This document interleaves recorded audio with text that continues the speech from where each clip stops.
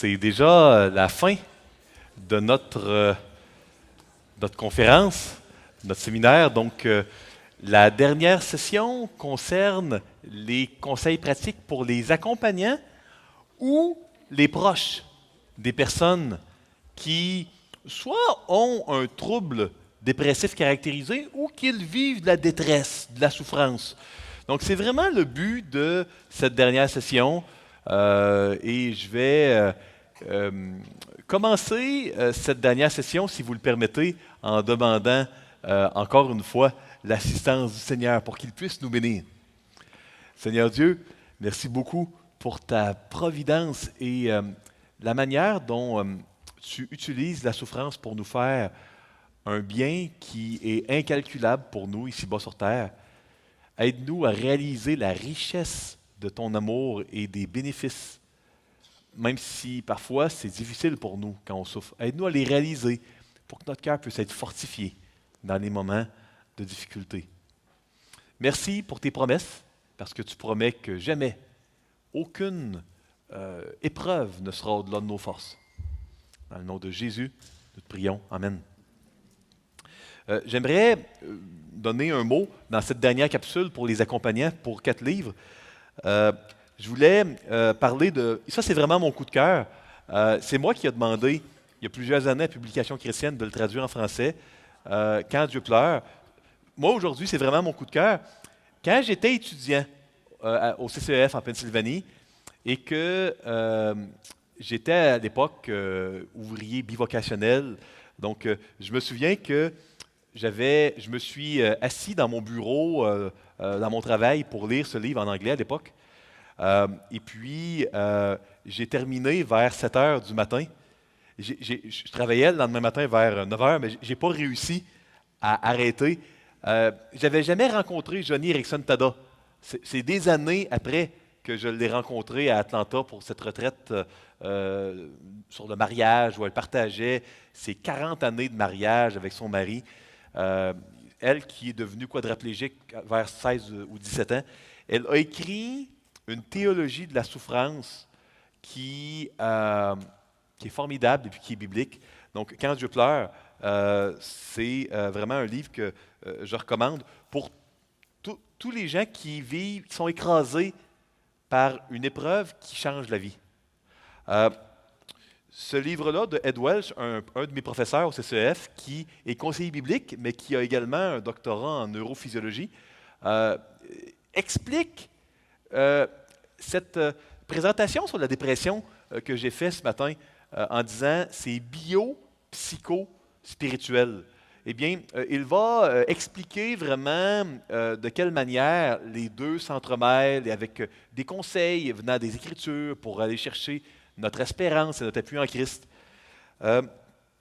Si vous vivez des symptômes de dépression reliés à une maladie bipolaire ou à un trouble sur le spectre de la bipolarité, c'est une situation qui est précise et qui donne énormément de souffrance qui peut être difficile à comprendre.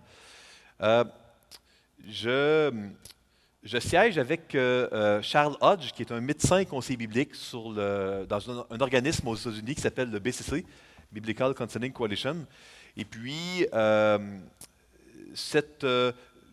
Hodge, lui, a beaucoup d'expérience dans l'accompagnement de personnes qui vivent de la souffrance sur le spectre de la bipolarité.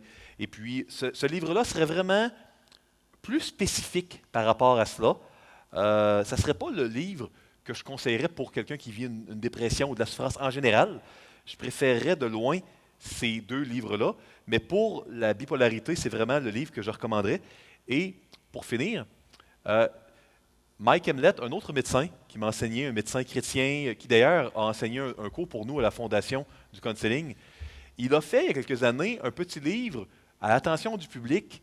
Mike Hemlett voulait expliquer d'une manière médicale mais biblique comment un chrétien devrait comprendre un médicament psychotrope. Parce que parfois on dirait que dans le monde évangélique, il y a des personnes qui ne jurent que par les médicaments, puis il y a des gens qui sont anti-médicaments. Puis Mike Hemlett disait, comme théologien, conseiller biblique et médecin, il disait comment on pourrait expliquer une théologie biblique, des remèdes d'une manière qui est nuancée et équilibrée. Puis je crois qu'il a fait un bon travail. Et puis le livre, ce qui est chouette, c'est qu'il est pas, c'est pas très épais, hein?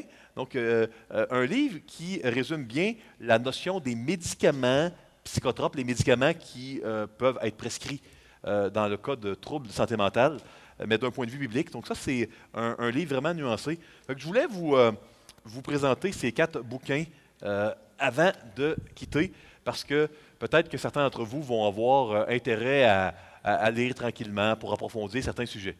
Donc, conseils pratiques pour les accompagnants des personnes dépressives. Ça doit être allumé, hein? C'est peut-être ça le problème. Tiens. Et voilà. Écoutez, je vous ai présenté un peu plus tôt là, les critères du DSM-5 pour les critères que plusieurs professionnels de la santé vont utiliser pour la dépression. Je voulais vous donner, ça c'était utilisé à l'époque du DSM-4. Ce n'est pas les critères officiels, mais ceux qui connaissent l'anglais, sad faces. Donc, un visage triste. C'est un anagramme, un acrostiche qui permet peut-être de mémoriser. Là. Donc, si vous êtes accompagnant, accompagnante, puis vous travaillez beaucoup avec des gens qui vivent de la souffrance, mais ça ne vous rentre pas dans la tête, les critères du DSM, puis pas que vous allez devoir diagnostiquer si vous n'êtes pas médecin, mais ça peut être utile quand même de reconnaître les critères pour pouvoir référer à un médecin. Donc, je voulais quand même vous donner cette acrostiche-là que je trouvais vraiment intéressante. Là. Donc, sommeil, plus ou moins, appétit, plus ou moins, donc hausse ou baisse d'appétit. Donc, c'est les critères que je vous ai dit ce matin, mais sous forme d'acrostiche. Donc, je voulais vous laisser cela. Je sais que la présentation va être présente dans la vidéo qui va sortir en quelques semaines. Donc, vous pouvez vous informer auprès, à l'arrière, là, dans combien de temps ou quelle date ça va paraître, là, mais j'imagine que dans quelques semaines, là, sur le site d'Évangile 21, toutes les vidéos vont être là. Est-ce que je ne me trompe pas, ici à l'arrière? Non, on me fait un oui, c'est ça. Oups. Ah, ça ici, j'ai une vidéo pour vous. Ça, c'est super. Donc, n'appuyez pas sur tout de suite. Donnez-moi un instant. Donc, ici, j'ai une vidéo à vous présenter, OK, qui vous présente 3 tentes. 3 tentes qui ont été faites par le même fabricant. Ils sont sur un même terrain. Et le vent, évidemment, est le même. Hein. Il n'y a pas un vent plus fort à un endroit plus faible. C'est un terrain qui est plat. Donc, le vent est similaire partout. Puis là, moi, je veux vous...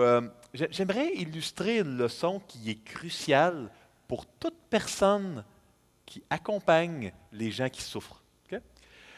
Puis cette leçon-là est dans le registre de comprendre pourquoi il y a des gens qui sont affectés dans des circonstances similaires, mais certains sont affectés différemment. On peut aller puis appuyer. Il y a un petit... ouais, si vous cliquez sur l'image, là. Peut-être que je vais save. Non, ça ne marche pas ici. Ah, et voilà.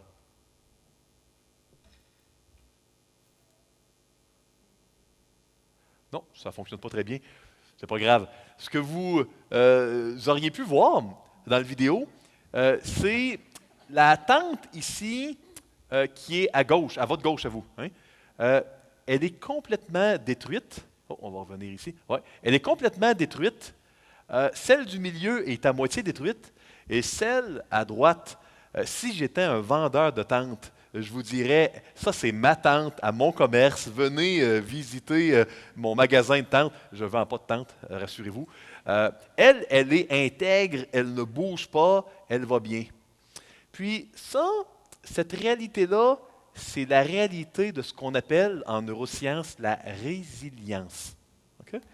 La résilience, c'est ce qui fait qu'à stimuli, à trauma égal, il y a des gens qui vont tomber malades, puis il y a des gens qui vont rester en santé, tout comme les tentes ici. Maintenant, ma leçon d'objet n'est pas terminée, je vais vous poser une autre question. Okay?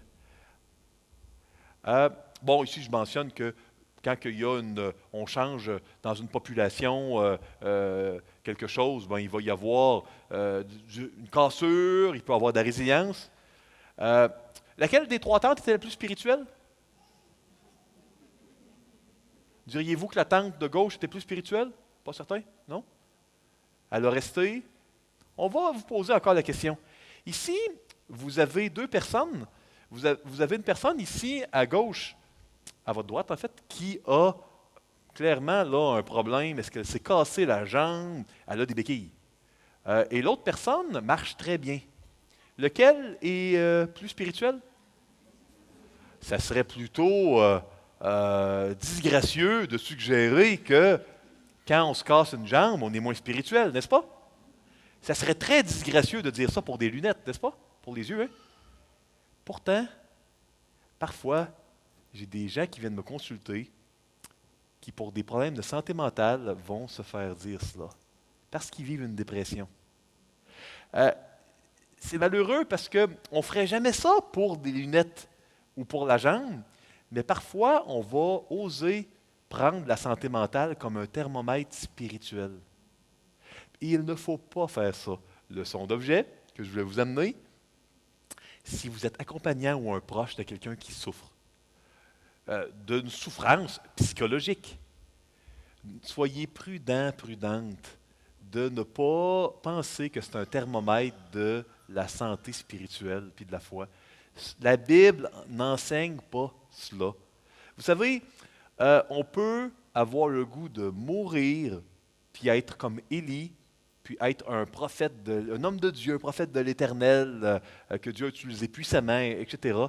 Puis on peut être en pleine santé mentale et être vraiment avec un cœur endurci et ne pas aimer Dieu. Vous comprenez?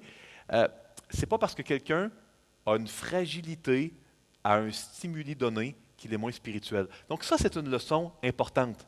La douleur psychologique et la fragilité psychologique, ça peut être plus facile de la confondre avec la sanctification puis la foi. Et il ne faut pas faire ça. Est-ce que vous comprenez? Ça fait du sens? Parfait. Souvenez-vous des tentes. Hein? Certains vont avoir moins de résilience, peuvent faire une dépression. Ce n'est pas un signe d'une moins grande spiritualité, d'une moins grande foi. Hein? La santé physique n'est pas un thermomètre de la santé spirituelle et la santé psychologique non plus. Ça, c'est important. Il peut y avoir des fruits spirituels ou des épines dans les deux. Dans les gens malades physiquement ou psychologiquement et dans les gens qui sont en bonne santé physique ou en bonne santé psychologique. Ici, c'est un schéma que j'ai tiré du livre Changer vraiment comment, écrit par Tim Lane et Paul Tripp. On voit au centre la chaleur, un genre de soleil, et puis la chaleur représente les circonstances. Et puis, le point un peu de ce schéma-là, c'est de comprendre que peu importe la chaleur, hein, les circonstances, si on est connecté à la croix, comment? Par la foi et ou la repentance, on va porter du fruit, tandis que si on vit ça tout seul, ben, on va porter des épines. Ce que Paul, dans Galates, appelle des œuvres de la chair, hein, que Tripp et Lane vont appeler des épines. D'où l'importance d'être connecté à Dieu. On peut, dans la pire des influences, des relations difficiles qui sont souffrantes, des gens qui vont pécher contre nous dans notre mariage, dans notre église, on peut quand même, si on est connecté à la croix, porter beaucoup de fruits. Puis dans la meilleure des églises du monde, dans le meilleur des mariages, on pourrait porter des épines si on est sans Christ. Donc, une chaleur peut être agréable ou désagréable, souffrante ou non, mais elle n'est jamais garante de fruits ou d'épines spirituellement. Ça fait du sens? Ça, c'est important. Ça, c'est des éléments qui sont importants. Parce que quand les gens souffrent, puis viennent vous voir, là, ils vont ouvrir leur cœur, puis ils vont peut-être vous dire qu'ils sentent qu'ils n'ont pas de valeur, puis que c'est des moins que rien, parce que regarde, ils sont arrêtés. Parce que ça, c'est ce que la culture et la société peuvent leur avoir suggéré. Vous devez leur dire la vérité. C'est pas vrai, ça.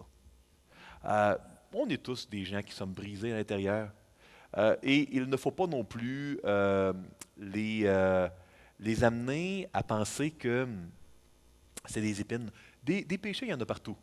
Chez les gens en santé puis les gens malades. Puis il ne faut pas laisser suggérer à quelqu'un que parce qu'il est malade, il y a davantage de péchés. Puis que si la santé va mieux, ben, on n'a plus besoin de se repentir de nos péchés. Il y en a plus ou il y en a moins. Maintenant, la question que j'aimerais vous poser, maintenant qu'on a établi ces principes-là, on a parlé à quelques reprises de référence en disant, quand les gens souffrent, il est possible qu'ils aient des conditions de santé qui méritent d'être référées. Quels sont ce qu'on appelle les drapeaux jaunes ou les drapeaux rouges à ne pas manquer? Euh, Ça, c'est une question importante. On va voir dans quelques instants, particulièrement les indicateurs de danger au niveau du suicide. On a parlé un peu du suicide, on a dit ce matin que c'était une mauvaise chose. Puis, une des peurs les plus fréquentes chez les accompagnants, c'est la peur de ne pas avoir vu un signe avant-coureur de suicide, puis d'avoir rien fait. Puis, c'est pour ça que je voulais inclure dans la présentation, on ne peut jamais prévoir à 100%. Puis honnêtement, moi, une des pensées qui m'a souvent soulagé, c'est on est tenu de faire de notre mieux, mais si quelqu'un, à un moment donné, on fait de notre mieux, puis passe à l'acte, ben, si ce n'était pas de nous, la personne serait passée à l'acte quand même, là, tôt ou tard. Donc, ça ne dépend pas de. Soyez pas d'une manière démesurée, craintive, d'aller aider des gens qui sont dans la souffrance. J'ai vu des gens qui sont paralysés par la peur. Moi, je voudrais aller aider, mais j'ai trop peur que quelqu'un se suicide. Puis là, tu sais, si j'ai touché à une situation où quelqu'un se suicide, la honte, l'opprobre d'avoir peut-être même qu'il y a des gens qui vont penser que j'ai été la cause de cela. Puis ça, j'ai vu ça souvent. Puis ça amène quelque chose de triste. Je me souviens une jeune femme qui a consulté en counseling et elle partageait comment, une fois que ça a été connu qu'elle a fait une tentative, il n'y a plus personne qui voulait lui parler puis l'aider parce que tout le monde la traitait de sa perspective. Hein. Puis c'était sûrement coloré par la souffrance, comme une dynamite ou une grenade qu'à tout moment, là, ça peut sauter. Puis tu veux pas que ça saute dans tes mains, la grenade, hein? Fait que là, la pauvre jeune femme, appelons-la Jane Smith, nom fictif, ben, il y a des gens qui aidaient des gens qui souffrent dans l'Église. Là, Jane allait les voir, puis ouf, les gens ne voulaient pas trop être présents parce que s'il fallait qu'elle se suicide, puis que ça soit alors qu'il y avait des rencontres, imaginez la culpabilité, parce que souvent les gens qui aident sont des gens sensibles. Et qui dit sensible, ça veut dire profil typique qu'on se sent coupable plus facilement. Vous savez, les gens qui sont les meilleurs pour aider, les plus empathiques, compatissants, souvent c'est des gens qui vont se sentir coupables facilement. Quelle culpabilité on peut avoir s'il y aurait une ambiguïté sur « Oh, Jane a passé à l'acte quand elle était aidée avec monsieur ou madame X ». Est-ce que le conseil aurait pu causer ça? Vous voyez un peu, hein? Ça paraît caricatural, mais je voulais vous en parler parce que j'ai vu ça souvent. Puis l'Église, c'est un endroit où on veut s'encourager, se consoler les uns les autres avec l'Évangile. On ne veut pas, quand quelqu'un en a le plus de besoin, être mis de côté. Mais moi, je comprends la peur que certains ont. Puis moi, je veux vous dire ceci, pour vous encourager, déculpabiliser, enlever la peur. Tristement. Puis je le dis, là, j'ai connu des gens qui ont passé à l'acte. Mais si quelqu'un, dans la souveraineté de Dieu, à un moment donné, pour mettre fin à ses jours, malheureusement, tristement, ça me brise le cœur de vous le dire, mais il va le faire, ou elle va le faire. Si quelqu'un n'a pas à le faire, ne le fera pas, elle ne le fera pas, votre rôle, vous, est d'agir avec amour envers Dieu et envers votre prochain. Puis, oui, il y a des gens qui vont vous juger.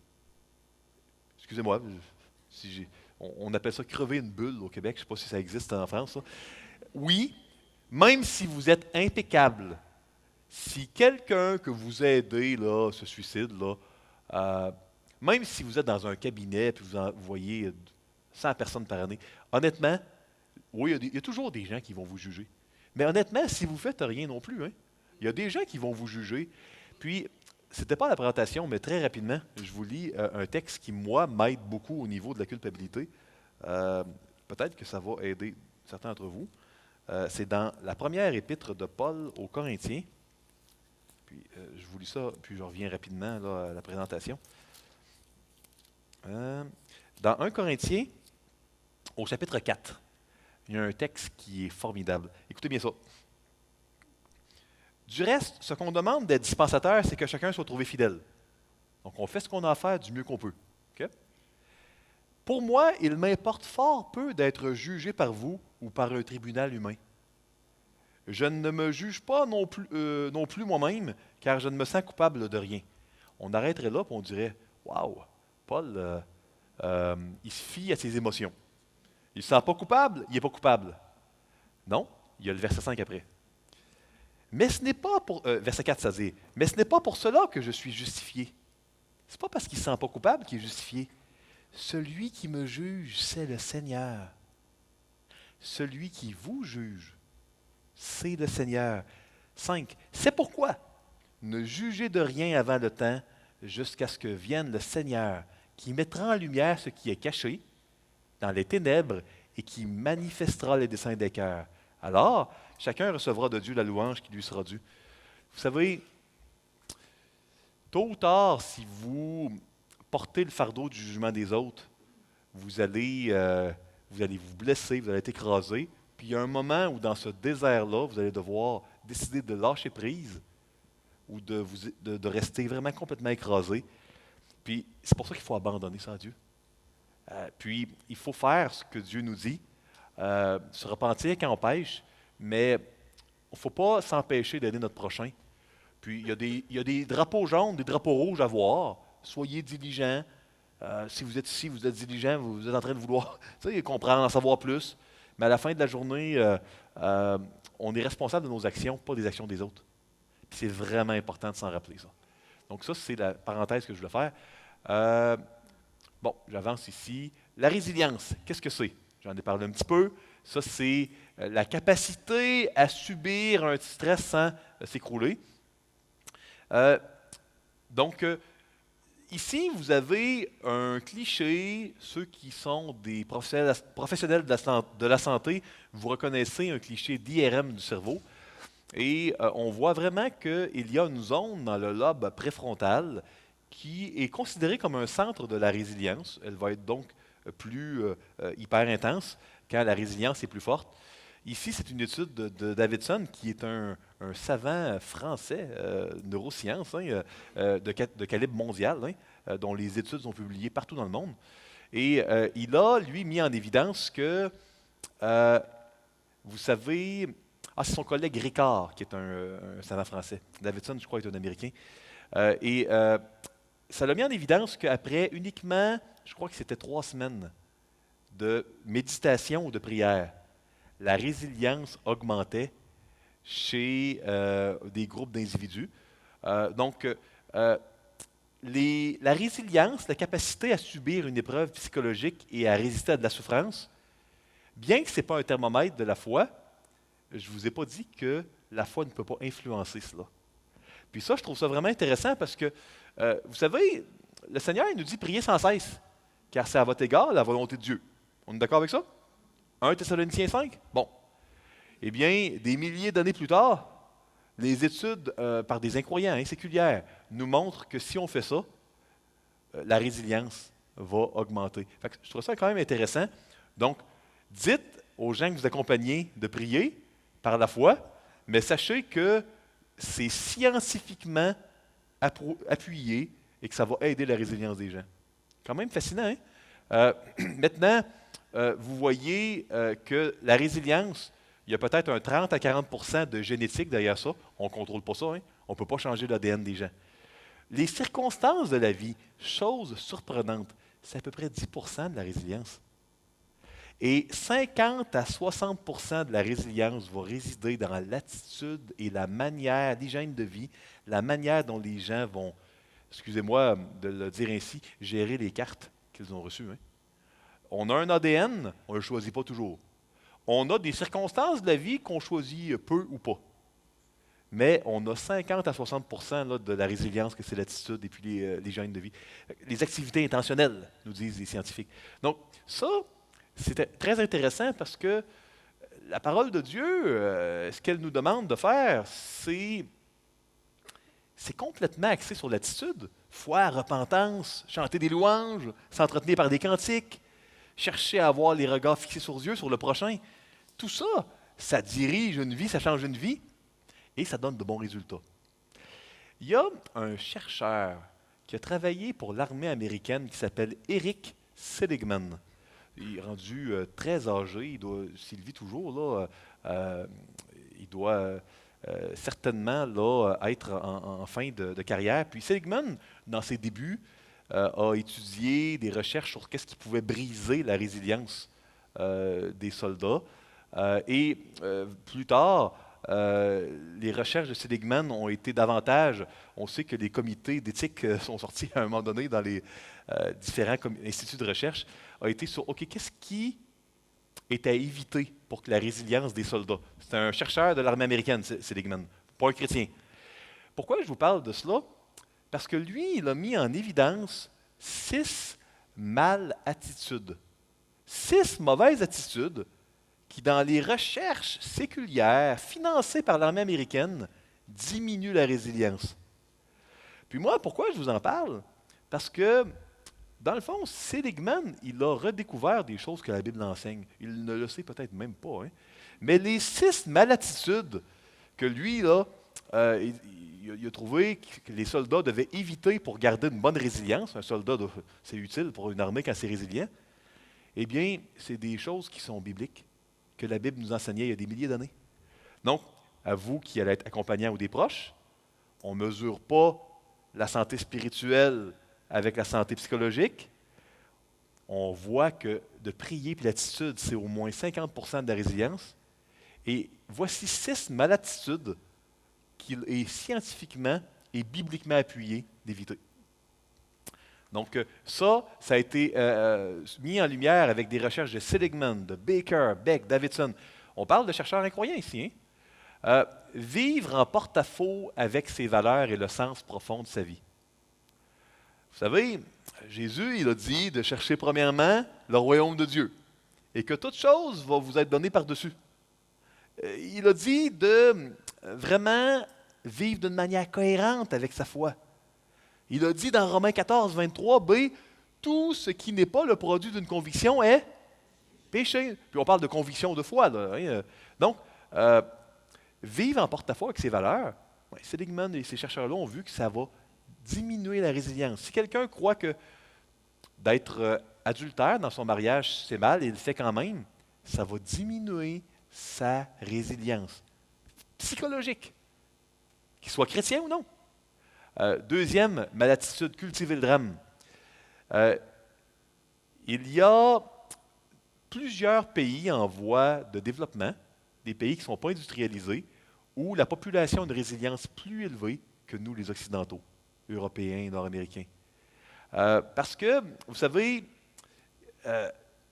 au Québec, je vais prendre un exemple du Québec, vous pouvez voir des gens pleurer et se mettre en colère si les Canadiens de Montréal, l'équipe de hockey qui, pour plusieurs, est l'équipe par excellence de hockey, s'ils perdent, surtout à la Coupe Stanley, les tournois, ça c'est gros ça.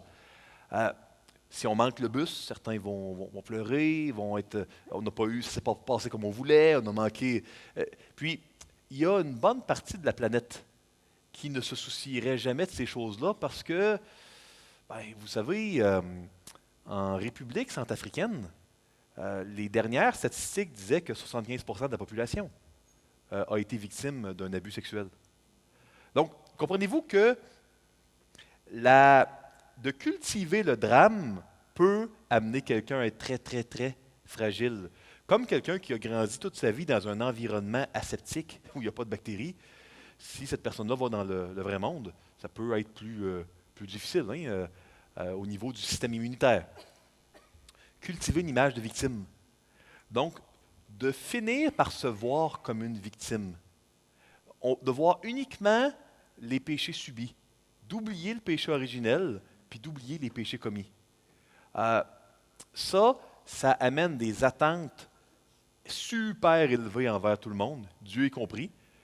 Paul Tripp dit que plus tes attentes sont déçues, plus tu vas porter à punir les gens autour de toi. C'est ce que Paul Tripp dit, je crois, dans son livre « Instrument dans la main d'un rédempteur », ou dans un de ses autres livres. Donc, cultiver une image de victime, c'est complètement le contraire de l'Épître aux Romains, qui dit qu'on mérite l'enfer, si ce n'était pas de la croix et de l'Évangile. Hein? Romains chapitre 3, « Car tous sont pécheurs, tous sont pervertis, nul ne cherche Dieu. » Puis Romains 6, le salaire du péché, ce qu'il produit, c'est la mort. Donc, cultiver une image de victime, ce n'est pas biblique, puis d'une manière séculière, ça diminue la résilience. On devient fragile. C'est ce que ces chercheurs-là ont découvert. Je vous en donne 3 autres. Et puis, après ça, j'ai d'autres éléments que j'aimerais vous amener. Euh, Mener une vie unidimensionnelle, centrée sur une chose.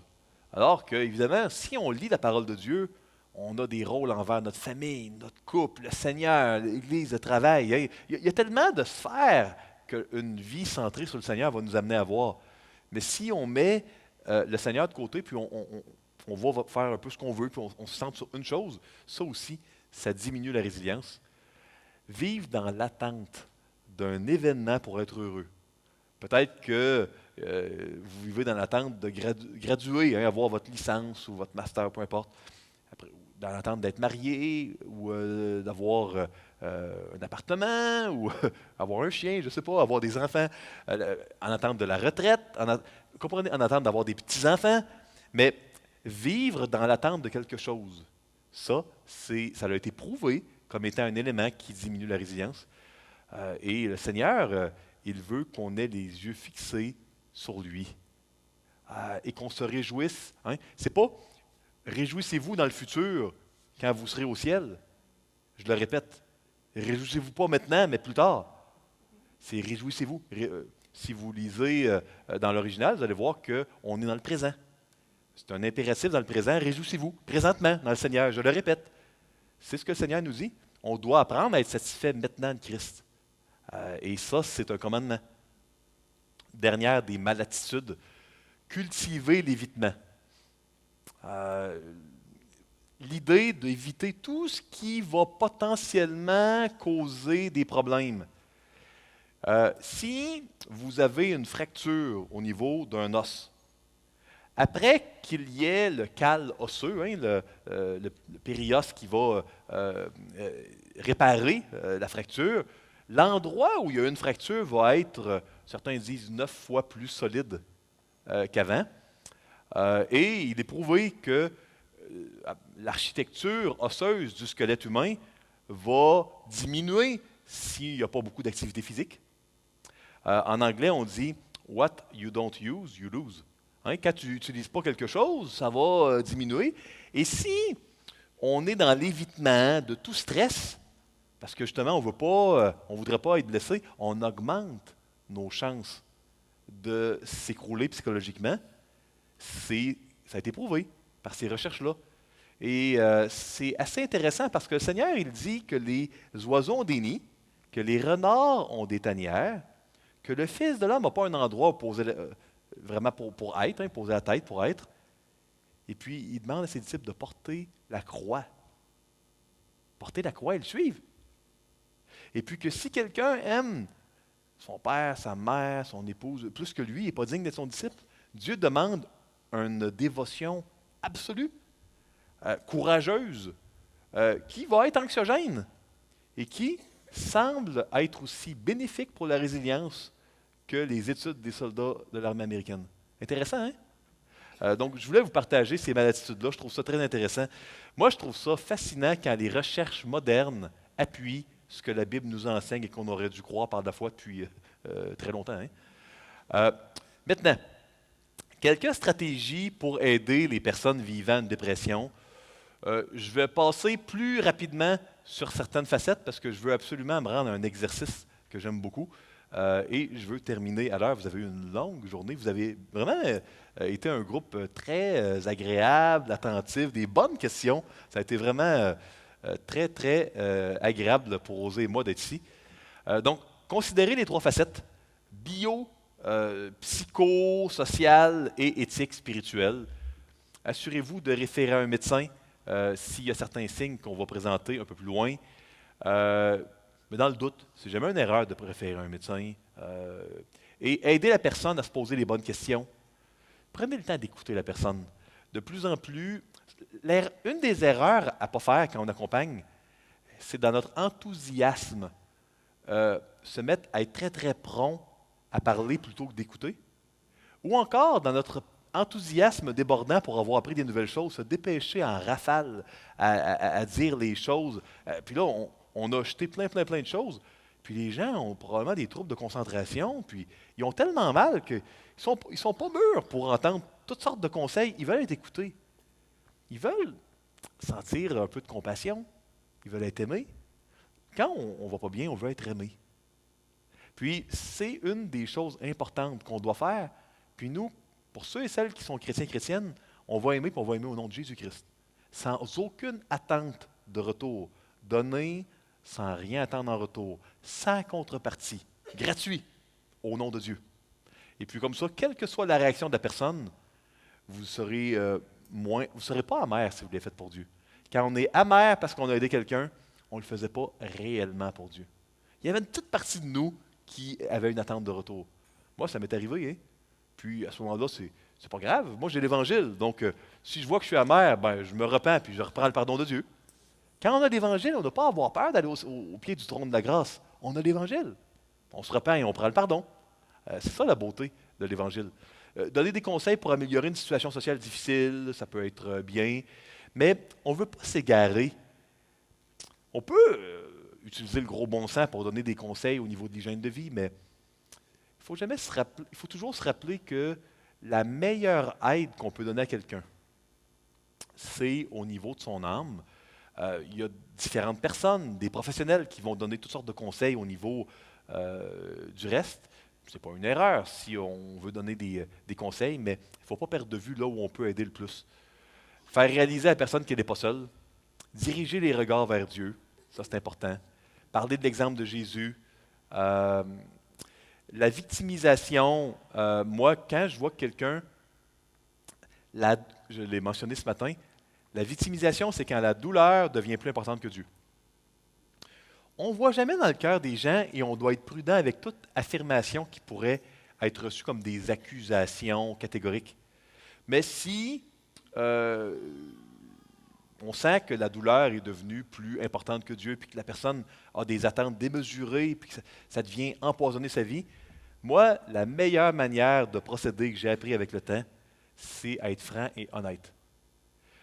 Plus les années défilent, plus je m'aperçois que de dire les choses gentiment.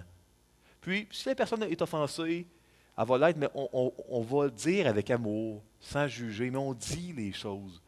On ne les amoindrit pas, on ne tord pas les éléments, on dit la vérité avec amour. Puis, il y a une place pour dire, est-ce que c'est possible que tu sois en train de mentir? Je ressentais ça, mais je vous donne le bénéfice du doute. Est-ce que c'est possible? Est-ce que c'est possible que présentement, la douleur soit devenue plus importante que Dieu? Je ne te juge pas comme personne, j'ai fait des bêtises bien pires. Mais est-ce que c'est possible, ça? Personne ne peut dire oui ou non. Nous, on ne voit pas le cœur dire les choses. Ça, c'est un conseil que je veux donner. Puis ça tombe bien parce que c'est biblique, hein? Dire la vérité, avoir des paroles de vérité. Jésus est la vérité. Donc, il n'y a pas plus biblique que cela. Parfois, quand les gens sont dans une posture, une mauvaise attitude depuis tellement longtemps, c'est parce qu'il y a des bénéfices secondaires attachés à ça. Je n'ai pas le temps d'aborder ça en long et en large, mais de toute manière, il y a tellement d'exemples qu'il pourrait y avoir. Et il peut y avoir parfois vous allez vous heurter à des gens qui ont une loyauté envers la souffrance. Parfois, on peut devenir tellement attaché à quelque chose qui nous donne une identité, sans qu'on en soit conscient, sans que cela soit volontaire, qu'on peut avoir de la difficulté à vouloir quitter cela. Ça fait du sens? Ici, bon, on ne veut pas éliminer toute pression, mais pas en mettre trop. Il ne faut pas forcer les décisions des gens. Ça ne sert à rien, habituellement. Honnêtement, c'est dommage. Des fois, on peut être fatigué parce qu'on voit que les gens ne prennent pas les bonnes décisions. On ne peut pas forcer les gens à prendre des décisions qu'on voudrait. Ne pas réprimer les émotions de colère. Dans les psaumes, on en a plein. Il faut les répandre à Dieu, les émotions de colère, d'une bonne manière. Mettre les mensonges à la lumière quand il y a lieu, mais il ne s'agit pas, si vous ne devez pas être en train de toujours reprendre la personne que vous écoutez pour toutes les pécadilles que vous allez voir, parce que Dieu ne fait pas ça avec nous. Dieu n'est pas en train de toujours reprendre tous les péchés qu'il voit. Chez nous, il est gracieux, sinon on serait complètement écrasé. Il faut agir avec les gens que nous accompagnons comme Dieu agit avec nous. Donc ça serait un peu curieux un peu étrange de vouloir être plus sévère avec quelqu'un qu'on accompagne qui souffre que Dieu l'est avec nous, n'est-ce pas? Donc, consultation médicale, j'en ai parlé. Bon, euh, avoir une bonne hygiène de vie, ça peut être intéressant, mais ça, il y aurait tellement de conseils qu'on peut donner. C'est sûr, moi, je me souviens de quelqu'un qui m'avait consulté, on va l'appeler John Smith, qui, euh, et là, ça fait plusieurs années, il était suicidaire, puis je me suis aperçu qu'il travaillait de jour, il jouait à des jeux vidéo la nuit, euh, et il mangeait uniquement ce qu'on appelle du junk food, hein, de la malbouffe. C'était incroyable. Ça n'avait plus beaucoup, évidemment, un problème dans son mariage. C'était pas surprenant. Et John, je lui ai dit, bon, j'ai fait ma collecte de données, donné un petit encouragement de la parole, puis je lui ai dit, écoute, un petit devoir, qu'est-ce que tu dirais de manger juste un peu de fruits et légumes cette semaine? Je ne suis pas nutritionniste, je ne connais pas ça, mais il me semble que tu prends juste des chips puis de la poutine toute la semaine avec du coke, du coca. C'est pas une bonne alimentation. Puis dors, plus de vidéos la nuit, dors au moins un peu la nuit. La semaine d'après, à sa rencontre, ça allait 75% mieux, mais je n'avais pas commencé. J'avais juste écouté. Donc, c'est sûr qu'il peut avoir le gros bon sens, comme on dit, là. Euh, il y a la piété, Osant a tellement bien parlé tantôt, j'insiste pas plus. Allez parler. Bon, ici, j'ai mis des versets sur les malatitudes. Euh, le plus il y a de paroles de Dieu, le plus c'est puissant. La Bible, c'est extrêmement puissant. Donc moi, c'est très rare. C'est pas par légalisme ou religiosité, j'espère en tout cas. Mais moi, je veux parler de la Bible le plus souvent possible parce que la puissance est là. Je l'ai vu dans ma vie, je l'ai vu dans la vie des autres. Écrire des versets, des images avec des versets. En autant que possible, on en a parlé un peu de ne pas abandonner l'Église locale. C'est important. On en a parlé un petit peu dans l'atelier sur le deuil. Chanter des cantiques, c'est biblique. C'est ce que Paul nous dit dans Éphésiens.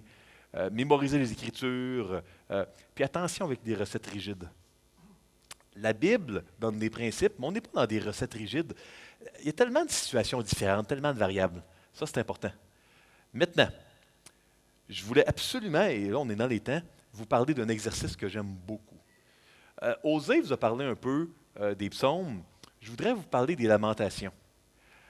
Vous savez, dans les 150 psaumes, il y a des psaumes de louange, il y a des psaumes messianiques, mais la catégorie de psaumes la plus nombreuse de toutes les catégories, c'est les psaumes qu'on appelle des lamentations. Ces psaumes-là sont des systèmes de gestion de la douleur. Il semble, si je me fie à la quantité, qu'on a plus de besoin de psaumes pour nous montrer comment gérer la souffrance que pour adorer, parce qu'il y en a beaucoup plus des lamentations que des hymnes de louange. On doit faire les deux, mais peut-être que c'est plus difficile pour nous de gérer la souffrance. Vous comprenez?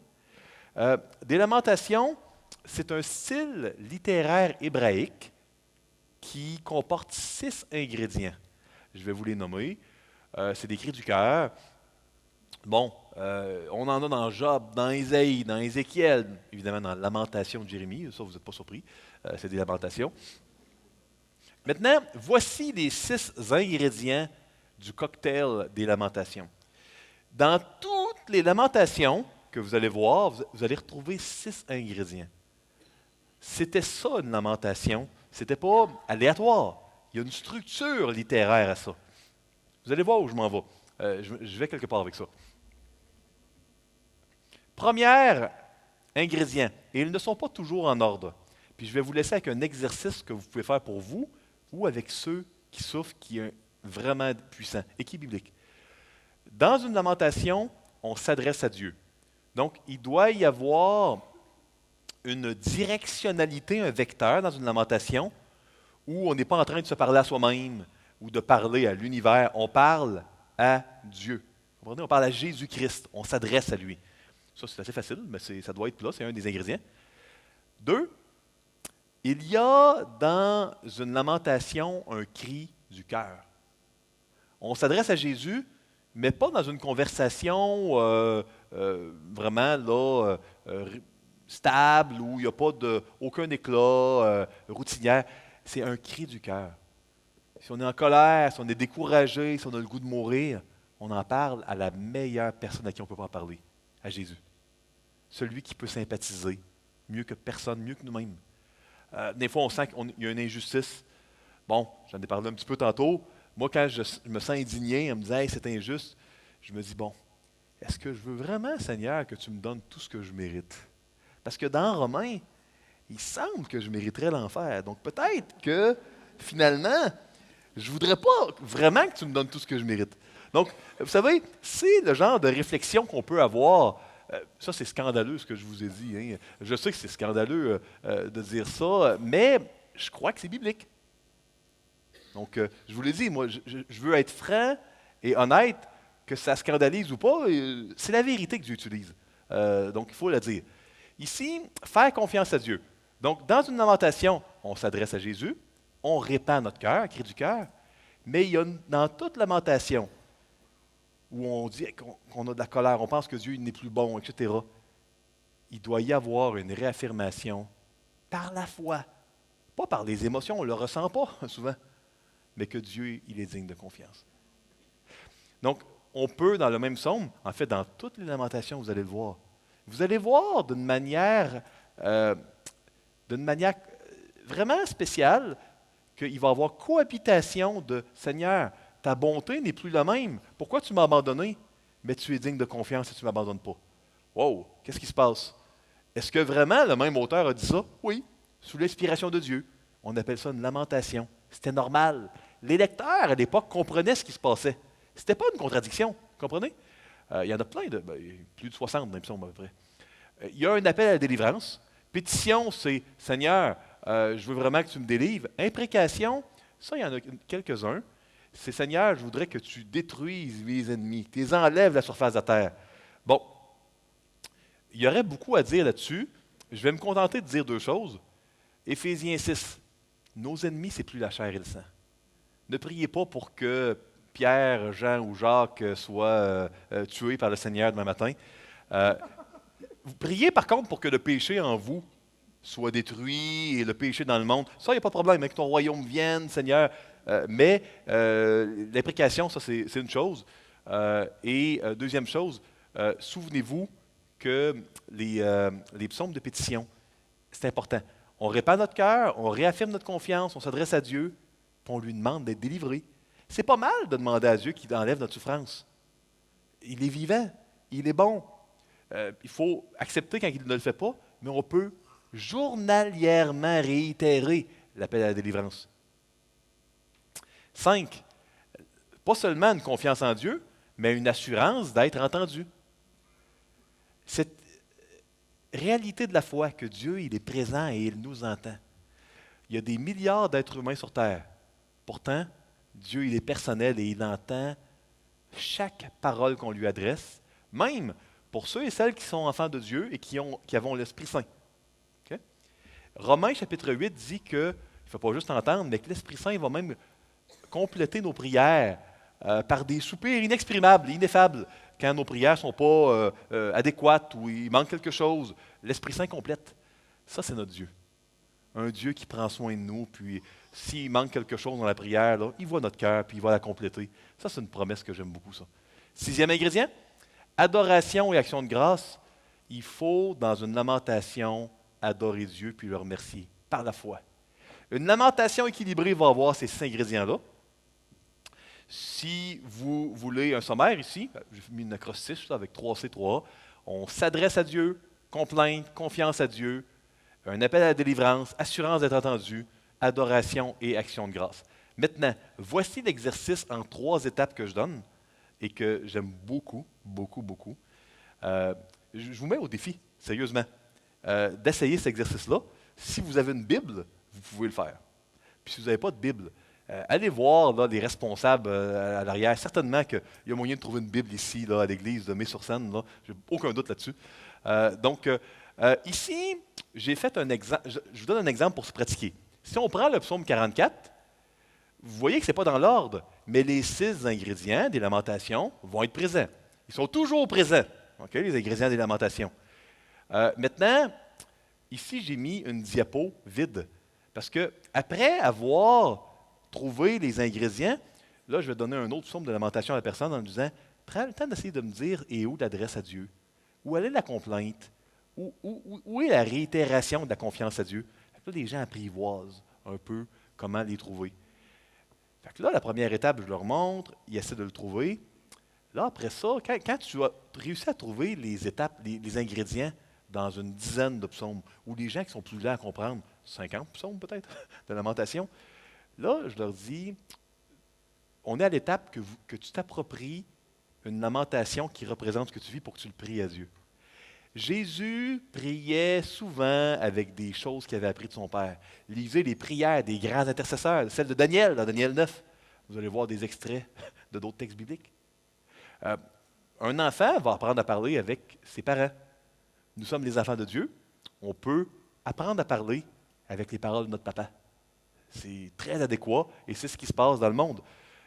Donc, ici, la dernière étape, voudrais-tu écrire une lamentation où il va avoir les équilibres du système que Dieu nous donne, les 6 ingrédients? Écris. Tu peux utiliser les psaumes, mais tu peux aussi, et c'est à la fin, écrire ta propre lamentation à Dieu, où tu vas avoir de quoi d'équilibrer. Puis là, ça empêche les gens qui soit ne mettront pas de colère, ils ne répandent pas leur cœur, ou font juste répandre le cœur, ou ils prient, puis on a les 5, mais s'adresse à l'univers. Ça c'est pas la manière biblique, vous comprenez? Donc, vous avez vraiment ici, si vous voulez avoir tous les nutriments spirituels dans votre lamentation, il faut pas, tu sais, quelqu'un qui mange jamais aucun légume, aucun fruit, il peut manquer certaines vitamines peut-être. Bien, ici, il ne faut pas qu'il vous manque d'ingrédients dans votre lamentation. Si vous vous demandez, j'aimerais ça avoir une liste de psaumes de lamentation, là voilà, vous avez des lamentations communautaires et individuelles. Vous en avez pour vous pratiquer durant un certain temps ici. Hein? Donc, ça, c'est pour que vous n'essayiez pas de faire l'exercice dans votre zèle. Puis là, c'est un psaume messianique ou d'adoration. Puis là, vous avez de la difficulté à les trouver, là, des lamentations. Là. Les étapes, c'est normal. Ce n'était pas des lamentations, peut-être. Maintenant, il me reste 3 minutes pour rapidement vous nommer les facteurs de risque pour le suicide. Il y a 7 fois plus de suicides réussis. Puis vous m'excuserez, ce sont des statistiques nord-américaines. J'assume que ça ne doit pas être radicalement différent en Europe, mais j'aurais un petit travail à faire pour essayer de sortir également des statistiques européennes. Je vous prie d'être indulgent. Donc ici, 7 suicides réussis sur 10 vont être exécutés par des hommes, mais il va y avoir 3 fois plus de tentatives de suicide faites par les femmes. Les groupes d'âge les plus à risque, c'est les adolescents et les personnes âgées. Les plus à risque qu'il y ait un suicide qui soit vraiment réussi. Je n'aime pas le dire ici, là, mais un suicide qui va aboutir dans un vrai suicide. Quand il y a des problèmes de santé mentale, les risques de suicide sont vraiment accrus. Particulièrement le désordre bipolaire, désordre borderline, anorexie et le syndrome de stress post-traumatique. En Amérique du Nord, on a vraiment des drapeaux jaunes ici. Donc, si jamais vous aidez quelqu'un qui souffre, puis c'est une femme adolescente qui a un désordre bipolaire, ça ne veut pas dire qu'il ne faut pas que vous l'aidiez. Je vous l'ai dit, hein, on aime le prochain, etc. Mais peut-être que vous allez vouloir être plus diligent à ce que la personne ait un suivi avec un professionnel de la santé adéquat en parallèle. Puis cette personne elle va se suicider, mais au moins, vous allez avoir été diligent à identifier quand référer des drapeaux jaunes ou des drapeaux rouges. S'il y a une tentative passée, ça aussi, le risque est plus élevé. S'il y a un peu de drogue ou d'alcool là-dedans, ça vient de booster de 50% là, les risques. Si vous voyez qu'il y a une pensée délirante, une perte de pensée rationnelle, ça aussi, c'est une autre variable, un facteur de risque. Donc, je vais vous les nommer parce que une des plus grandes causes d'anxiété, c'est l'inconnu. On a peur de l'inconnu. Et puis, de donner des statistiques, il ne faut pas mettre la confiance là-dedans, mais ça nous sort un peu de l'inconnu. Puis, OK, les suicides qui vont vraiment se produire, là, c'est quoi le profil? Ce sont les facteurs de risque ici. Ce n'est pas garanti, mais il n'y a rien de garanti en ce bon monde. Et puis, notre responsabilité, c'est d'être diligent et responsable puis d'aimer, au nom de Dieu. Absence de support social quand les gens sont isolés, particulièrement vrai pour les personnes âgées. Ça augmente le risque. Quand les gens ont un plan organisé et concret, plus le plan est spécifique, plus le risque est élevé. Il y a un risque plus élevé de se suicider quand il n'y a pas de conjoint chez les gens célibataires. ou les gens dont ils ont un changement subi dans l'état de santé. Donc, maintenant, la triade létale au Canada, c'est les trois variables suivantes. Quand il y a une perte de pensée rationnelle, des tentatives passées, puis un plan organisé, ça, c'est appelé avec l'étiquette triade létale. C'est les trois variables, quand elles sont ensemble, là, habituellement, là, c'est vraiment encouragé d'appeler un professionnel de la santé puis de le signaler. Malheureusement, je dois dire que souvent, le système de santé pour la santé mentale est fait de manière à ce que même quand la triade létale est là, il y a tellement d'attentes, c'est tellement difficile d'avoir accès à des soins au Canada ou aux États-Unis quand tu n'es pas t'as pas les moyens financiers. Ben ça, c'est un autre problème. Puis il y a des pays où il n'y a pas du tout d'accès à des systèmes de santé.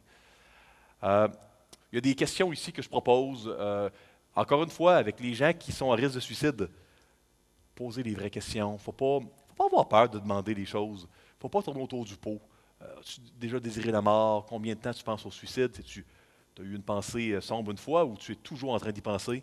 À quel moyen as-tu pensé? As-tu déjà fait une tentative? Quelle était ta tentative la plus sérieuse? C'est des questions que vous pouvez poser pour aider. Les contrats, ça ne garantit absolument rien, mais ça peut être aidant. Honnêtement, plusieurs vous diraient que les contrats, ça rassure davantage d'accompagnants que ça donne de vrais résultats, mais regardez, ce n'est pas interdit. Puis s'il y a 1% de chance que ça aide la personne, ben, on peut le faire, c'est pas compliqué. Métaphore d'accouchement, c'est souvent utilisé dans le milieu séculier au Canada pour la notion de... Il y a beaucoup, beaucoup de souffrance qui souvent va être suivie par des choses qui sont bonnes, puis des fois des regains de vie. Donc, c'est quelque chose qui peut être utilisé certainement là, d'une manière biblique, parce que le Seigneur, c'est dans les déserts qu'il nous rencontre, on en a parlé.